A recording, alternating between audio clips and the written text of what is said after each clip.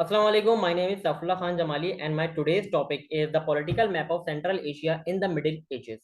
Before starting my discussion, I want to thankful to Sir Faisal Javed, जिनकी वजह से हम लोग ये तमाम चीज़ें ऑर्गेनाइज कर सके और ये तमाम हम लोग एक कैंपेन चला रहे हैं इस बुक की. Thank you. Let's jump to our topic. Okay. The first thing is this: the beginning of the Middle Ages in Central Asia. ये कैसे स्टार्ट हुई हमारे पास? ओके इसके कुछ पॉइंट्स हैं, उन पॉइंट्स को हम लोग डिस्कस करेंगे और उसके बाद उसके अंदर कुछ मीनिंग्स हैं, हम लोग उसको देखेंगे और उसके बाद बस जंप करेंगे नेक्स्ट टॉपिक की तरफ. सबसे पहली चीज, the beginning of the middle edges in central Asia. पहली चीज ये जो हमारे मिडिल एजेस जो है सेंट्रल एशिया की, ठीक है, वो रिजेंबल है तकरीबन हमारे वेस्टर्न यूरोप के, वेस्टर्न यूरोप की तरह.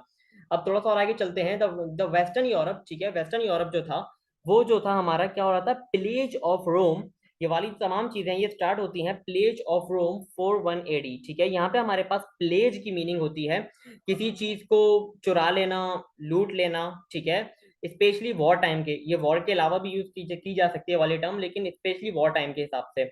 ओके और इसके अलावा यहाँ पे एक और चीज हुई थी. यहाँ पे वो वाली चीज ये हुई थी कि इस वाली जो ये वाला जो हमारे पास बिल्कुल बिगिनिंग थी, इस वाली बिगिनिंग के अंदर इस्लाम बहुत तेजी के साथ स्प्रेड हुआ था. ठीक है, 18 सेंचुरी के अंदर इस्लाम बहुत तेजी के साथ स्प्रेड हुआ था सेंट्रल एशिया के अंदर. उसके बाद आते हैं नेक्स्ट पॉइंट की तरफ. There was one very important difference in Europe. The beginning of the middle ages also signalled the arrival of feudalism. Feudalism में आपको बताता हूँ कि क्या होता है. ठीक है, फ्यूडलिज्म बेसिकली एक टाइप होती है, कह सकते हैं आप लोग सोशल सिस्टम की या फिर पॉलिटिक्स की. ओके अच्छा, इसके अलावा यहाँ पे सिग्नल्ड का मतलब होता है एक दूसरे से कनेक्शन या फिर बातचीत करने वाला. ठीक है, अगर हम लोग सिर्फ सिग्नल पढ़ेंगे तो आप लोग समझ पा रहे हो कि इसका मतलब क्या होता है. अच्छा, feudalism and clear cut change in either political and economical relations are not so evident. यानी कि बहुत अच्छे नहीं थे. ठीक है, बहुत बेटर नहीं थे. जितने भी पॉलिटिकल और इकोनॉमिक रिलेशन थे वो खराब हो रहे थे मजीद.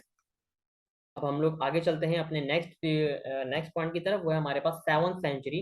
7th सेंचुरी में बेसिकली हुआ क्या था?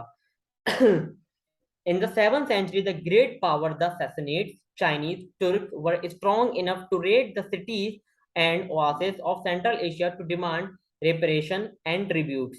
ठीक है, इनके पास उस वक्त इतनी ताकत थी, ये लोग इतने पावरफुल थे कि ये लोग सेंट्रल एशिया के ऊपर हमला कर सकते थे और अपनी डिमांड पूरी करवा सकते थे. मगर एक प्रॉब्लम थी, they were too weak to maintain full political control of the region. ठीक है, ये लोग सेंट्रल एशिया के ऊपर कंप्लीटली पॉलिटिकल कंट्रोल नहीं कर सकते थे, जो कि बहुत ज्यादा अफेक्ट करता अगर ये लोग उसके ऊपर हमला कर भी देते तो.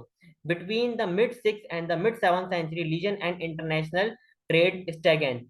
ठीक है, यहाँ पे हमारे पास स्टैग्नेटेड का मतलब ये है खराब हो जाना, टूट जाना, बर्बाद हो जाना. ठीक है, यानी कि चीजें इस टाइम पे खराब और मजीद जो है खराब होना शुरू हो गई थी. कब? Mid 6th and 7th century के अंदर. जंप करते हैं अपने नेक्स्ट पॉइंट की तरफ. 5th and 7th centuries. ठीक है, इन वाली सेंचुरी के बीच की बात करेंगे. Between the 5th and the 7th century the Roman empire long time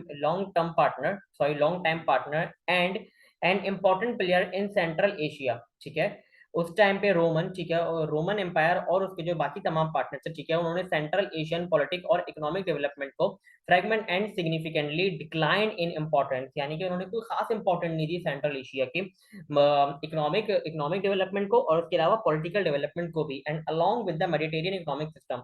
और उन्होंने इस वाली चीज को भी इग्नोर किया, मेडिटेरियन इकोनॉमिक सिस्टम को भी उन लोगों ने इग्नोर किया. The almost constant warfare between the Eastern and Europe and Roman Empire and Sassanid had sapped their wealth and prosperity. जो एक जंग ऑलरेडी चलती हुई आ रही थी, वॉरफेयर, ठीक है, उसने बहुत ज्यादा अफेक्ट कर दिया था सैसनेट्स को और रोमन एम्पायर को. ठीक है, there was little to no demand luxury goods and trade from China and central Asia. यानी कि अब उन लोगों की जो लग्जरीज वगैरह की डिमांड थी, ठीक है, वो बहुत ज्यादा कम हो चुकी थी और उनकी गुड्स की डिमांड कम हो चुकी थी. उसका रीजन ये था कि जब दो कंट्रीज वॉरफेयर में रहती हैं एक लंबे टाइम तक, तो उनका तमाम असासा, उनकी तमाम आप लोग कह सकते हो सेविंग्स जो है तो उस वॉरफेयर के अंदर इन्वेस्ट हो रही होती है. यानी कि पूरी पूरी इकोनॉमी जो है वो हिली हुई होती है, कंपनी कह रहा हूँ मैं, पूरी पूरी इकोनॉमी जो है वो हिली हुई होती है दो कंट्रीज की. ये रीजन होता है वॉरफेयर के अंदर कि कंट्रीज की इकोनॉमी, क्योंकि उनकी तमाम चीजें जो है उनके वेपन्स वगैरह के ऊपर इन्वेस्ट हो रही होती हैं, उन लोगों के डिफेंस सिस्टम के ऊपर इन्वेस्ट हो रही होती हैं. ओके, मजीद आगे चलते हैं. Between 550 and 651 it is sort of a AD. The Turks were consumed by perpetual internecine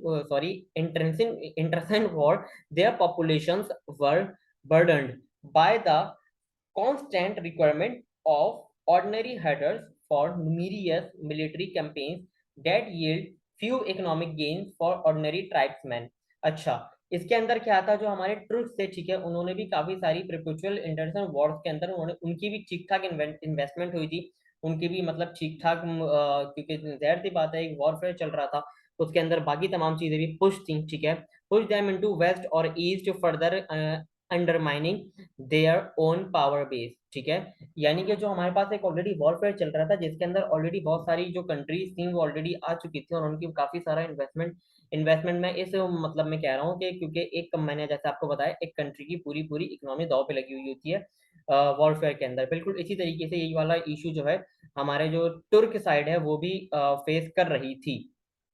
okay, अच्छा अब मजीद आगे चलते हैं, इसको एंड करते हैं, थर्ड हिस्टोरिकल कोर। ओके, अच्छा ये हमारे पास है the third area of political, sorry that was not the part. अच्छा हम आते हैं अपनी लास्ट स्लाइड के ऊपर, the 19th and the 20th century.